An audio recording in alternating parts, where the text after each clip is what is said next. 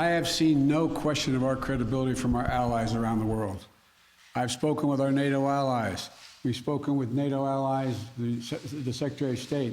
Our national security advisor has been in contact with his counterparts throughout the world and our allies, as has the general, or excuse me, I keep calling him a general, but my Secretary of Defense. The fact of the matter is, I have not seen that. As a matter of fact, the exact opposite I've gotten. The exact opposite thing is we're acting with dispatch. We're acting, committing to what we said we would do. President Biden says he hasn't seen U.S. allies question our credibility over Afghanistan, but try telling that to the ones who have come out blasting our exit.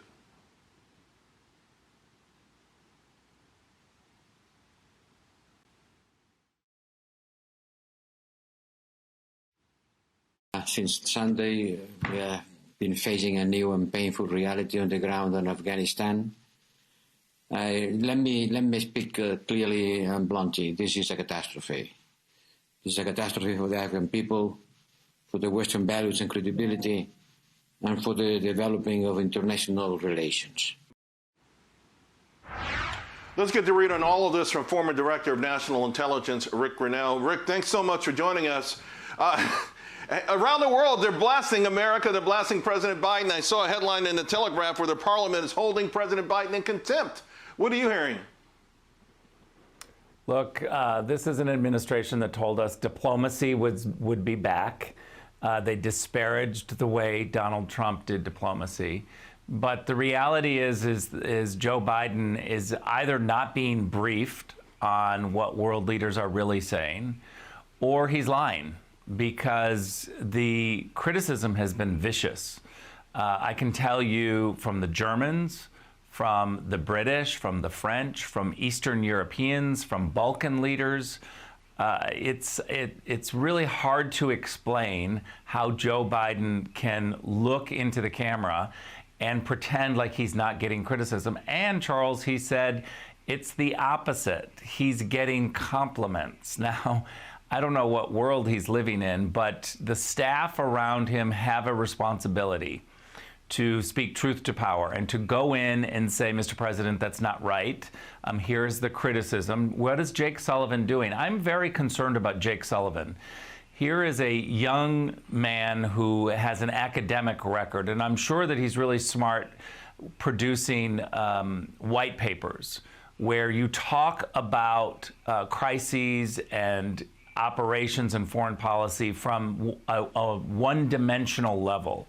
But the reality is you need information coming up, real-time information on the ground. That's exactly what happened with the Trump administration. Let's be clear, I've been in the Oval Office seeing President Trump very frustrated that we weren't able to keep to deadlines. But what he was willing to do is change the calculus according to the information on the ground. The President of the United States can set forward goals, but if you don't listen, if your people don't tell you what's actually happening, and we've seen that now with the Biden administration, we now have proof that in June and July, warnings were coming in from all sorts of areas, even from the State Department. The Biden team, Jake Sullivan, ignored those warnings and continued down their white paper roll. So Rick, it also seems that our allies are concerned, and you brought up these deadlines. This August 31st hard deadline seems to be giving them fits. And does it make it actually worse when we do these sort of things for everyone involved, including our allies?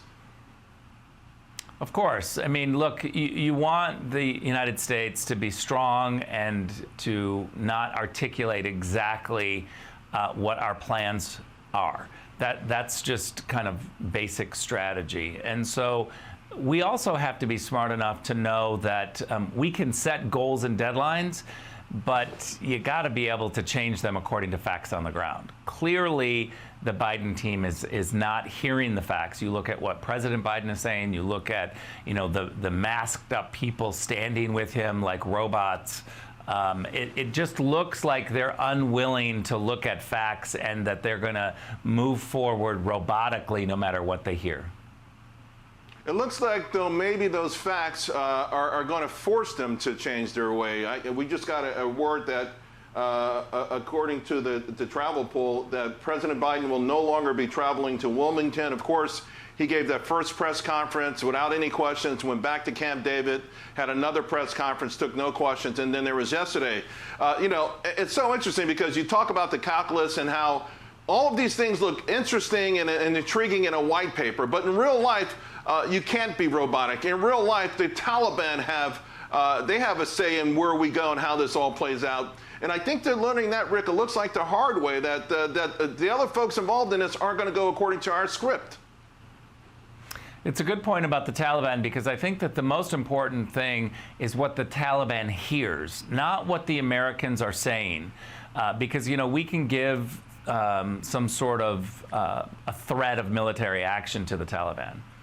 But if they don't hear a credible threat, if they don't hear that we're serious, if they don't understand that they are going to face serious consequences, then it's all kind of in vain. And I think you go back and you look, you know, the United States government articulated that we wanted to get out of Afghanistan a long time ago.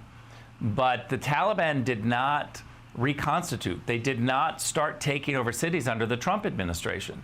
They knew very clearly, President Trump told them, that if that happened, that they would face very serious military action. The Taliban believed that and did not start taking over cities. Now, fast forward to the Biden administration, somehow the Taliban didn't hear a credible threat of military action. They started to take over cities. They started moving May, June, and July. And I've got to tell you that, you know, I've been talking to a lot of State Department officials. I've worked at the State Department for more than 10 years. And it's very troubling to see that 22 of the 23 American Foreign Service officers working in Embassy Kabul, working on political and economic issues, 22 of 23 signed a dissent cable on the 13th of July saying things are not going well. Now, what I've been told by those individuals, some of those individuals, is that they started complaining in May and June. And there was some very deep concerns from American officials that the situation was turned around. Now, not only did the Biden White House not listen to them, but they doubled down. And on July 1st, remember, complaints coming through May and June, on July 1st, we closed Bagram Air Base. That's when the Foreign Service officers said, you cannot evacuate the military, the U.S. military, while leaving us here and a lot of Americans. It's going to get really bad. And that finally came out on July 13th in a dissent cable. Secretary Blinken largely ignored that dissent cable. We're not sure if Joe Biden ever heard it. And Secretary Austin said he never saw it. So I want to pick up on two things that you brought up. The fact that the Taliban not just listens to the words, but hears the true meaning behind them. Also, I guess the Afghan citizens did the same thing, including the soldiers who obviously knew that they would have no longer have air cover. They've been out there fighting hard, losing lives, 50,000 lives, but they would no longer have air cover. The Afghan people heard the same thing that the Taliban heard. And this might explain why their army crumbled so quickly. I know President Biden has been very critical of them, but if you say we're going to cut off your pay and air support, what did they think was going to happen?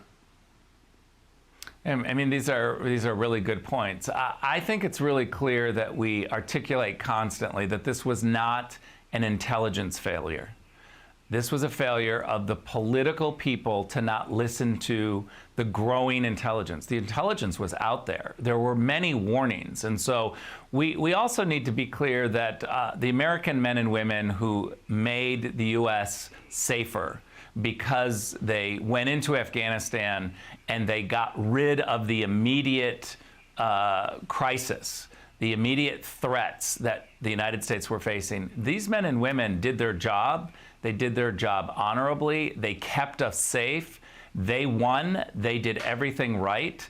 It was the political people at the end that messed this up. And so I want to be clear to our men and women that they should be very proud of keeping America safe. Absolutely, 100%. Ambassador Ric Grenell, thank you so much. Really appreciate it. Thanks, Charles.